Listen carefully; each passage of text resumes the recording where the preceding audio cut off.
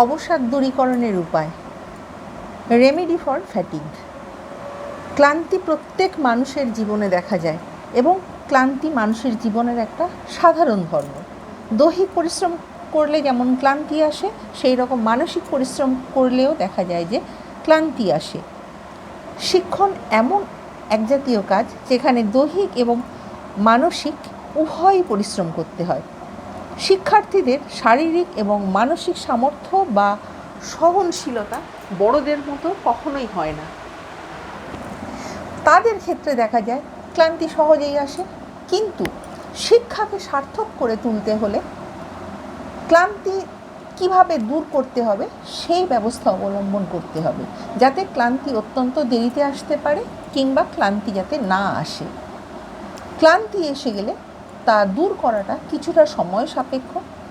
কাজেই দেখা যায় যে বিদ্যালয়ে আমাদের সেই পথটা বেছে নিতে হবে যেটাতে আমাদের ক্লান্তিটা বিলম্বিত করে। কী কী উপায় অবলম্বন করলে ক্লান্তি দূরীভূত হয় এবং দেরিতে আসে, সেটাই আমি আজকের পরপর পয়েন্ট আকারে বলবো।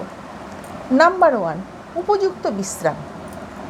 কাজ করলে শরীরের সবসময় দেখা যায় ক্ষয় সাধন হয়। দেহের মধ্যে যে সমস্ত উপাদান শক্তি উৎপাদন করে সেগুলো দুর্বল এবং নিষ্ক্রিয় হয়ে পড়ে। কিছুক্ষণ দেখা যায় বিশ্রাম নিলে সেই ক্ষয়পূরণটা আমাদের কিন্তু পরিপূর্ণ হয়ে যায়, আবার কিন্তু দেখা যায় যে আমাদের ক্লান্তিটা দূরীভূত হয়েছে। তাই উপযুক্ত বিশ্রামে দেখা যায় আমাদের ক্লান্তি দূরীভূত হয়। নাম্বার 2, নিদ্রা বা ঘুম।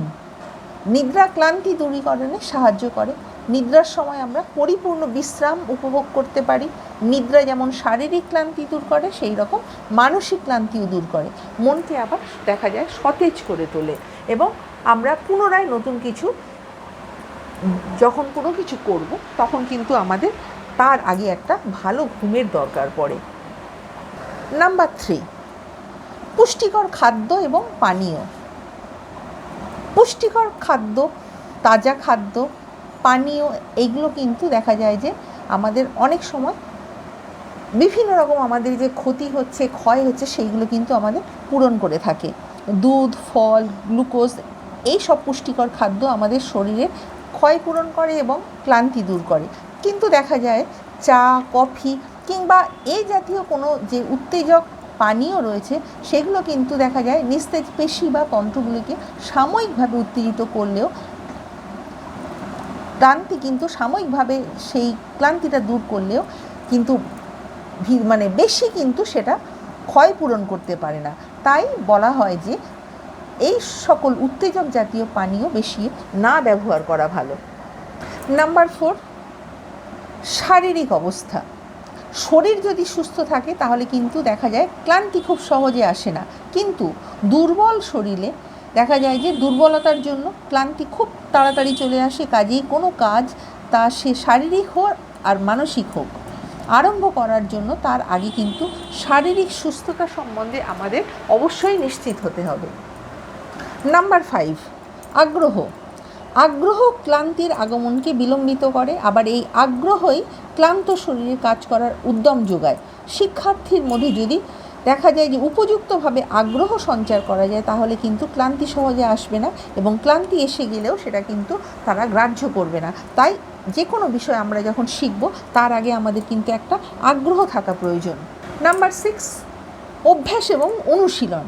কাজের গতির জন্য অনেক সময় ক্লান্তি আসে। খুব ধীরে ধীরে অনেক সময় কোনো কাজ করতে থাকলে ক্লান্তি সেখানে খুব তাড়াতাড়ি চলে আসে। সেই ক্ষেত্রে চটপট কাজটা যদি করার অভ্যেস গড়ে নিতে হয় তাহলে কিন্তু দেখা যাবে যে ক্লান্তিটা সেখানে সহজে আসছে না। আবার যেখানে একটানা কাজ করার দরকার সেখানে যাতে শিক্ষার্থীরা সেইভাবেই কাজটা করার অভ্যাস গড়ে তুলতে পারে সেই দিকে লক্ষ্য রাখতে হবে। এই অভ্যাস গড়ার জন্য উপযুক্ত আগ্রহ এবং প্রেরণার দরকার পড়ে। নাম্বার 7, উপযুক্ত পরিবেশ।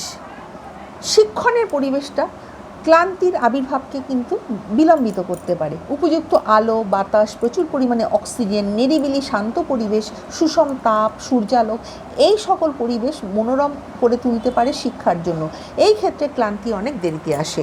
নাম্বার 8, পঠনীয় বিষয়ের প্রকৃতি। পঠনীয় বিষয় নীরস এবং কঠিন হলে দ্রুত ক্লান্তি আসে। সেটা যদি সরস এবং চিত্তাকর্ষক করা হয় তাহলে ক্লান্তি সেখানে আসে না। স্কুল পাঠ্য সবসময় তো আর সরজ এবং সহজ হয় না, কিন্তু নিরস বিষয় তো থাকবেই। সেই ক্ষেত্রে শিক্ষককে সেই বিষয়গুলোকে চিত্তাকর্ষক করে তুলতে হবে এবং চিত্তাকর্ষকভাবে পড়ানোর ব্যবস্থা করতে হবে। নাম্বার 9, বিজ্ঞানসম্মত পদ্ধতি। বিষয়বস্তুকে চিত্তাকর্ষক করে তোলার অন্যতম উপায় হলো বিজ্ঞানসম্মত পদ্ধতি অনুসরণ করা। মূর্ত থেকে অমূর্ত, সরল থেকে জটিলে যেতে হবে, এমনভাবে পাঠদান করতে হবে যাতে শিক্ষার্থীরা আগ্রহ পাঠদানকালে সমভাবে বর্তমান থাকে, প্রথম থেকে শেষ পর্যন্ত তারা যাতে একইভাবে থাকে। তার জন্য ভূগোল যখন পড়ানো হবে তখন গ্লোব, মানচিত্র ব্যবহার করতে হবে। বিজ্ঞান যখন শেখানো হবে তখন সেখানে বৈজ্ঞানিক যন্ত্রপাতি, চার্ট, মডেল ইত্যাদি ব্যবহার করলে দেখা যায় যে শিক্ষার্থীর আগ্রহটা সহজে নষ্ট হয় না। নাম্বার 10, পরিবর্তন। পাঠদানকালে মানুষ দেখা যায় যে মাঝে মাঝে পরিবর্তন করা দরকার। নিচু ক্লাসে হাতের কাজ, ছবি আঁকা, গানের ক্লাস, আর উঁচু ক্লাসে কলমের কাজ, সহপাঠ, ক্রমিক কোনো কাজ ইত্যাদি থাকলে দেখা যায় যে পাঠদান ক্রিয়াটা আর নিরস বলে মনে হবে না। নাম্বার 11, সাফল্যের তৃপ্তি। কাজের সাফল্য ক্লান্তি দূরীভূত করে, সাফল্য নিকটবর্তী এই রকম বোধ জাগ্রত করলে ক্লান্তির আগমন দেখা যায় যে দেরি হচ্ছে। শিক্ষণ প্রক্রিয়াকে এমনভাবে নিয়ন্ত্রিত করা উচিত যাতে শিক্ষার্থীর সাফল্য সম্বন্ধে একটা পরিষ্কার ধারণা অর্জন করতে পারে। শিক্ষণীয় বিষয়টা দীর্ঘ হলে সেটাকে কয়েকটা ছোট ছোট অংশে ভাগ করে নিয়ে তারপরে সেই কাজটা করতে হবে। তাহলে দেখা যাবে যে সাফল্য খুব তাড়াতাড়ি আসছে এবং ক্লান্তি বিলম্বিত হচ্ছে। তাই উপসংহারে বলতে গেলে বলতে হয় বিদ্যালয়ের পরিবেশটা শান্ত এবং মনোরম হওয়া দরকার। তারপরে যেখানে আলো এবং বাতাস রয়েছে এবং সুপ্রশস্ত জায়গা রয়েছে সেইখানে শিক্ষাদান করতে হবে। এছাড়া ক্লাসের পিরিয়ডগুলো যেন ছাত্রছাত্রীদের উপযোগী হয়। নিচু ক্লাসে 15-20 মিনিট, উঁচু ক্লাসে 40 মিনিটের বেশি যেন না হয় সেদিকেও লক্ষ্য রাখতে হবে। আমার ভিডিও তোমাদের ভালো লাগলে লাইক, কমেন্ট, শেয়ার এবং সাবস্ক্রাইব করতে ভুলো না। নেক্সট টাইম আমি আরও একটা নতুন ভিডিও নিয়ে তোমাদের সামনে উপস্থিত হব।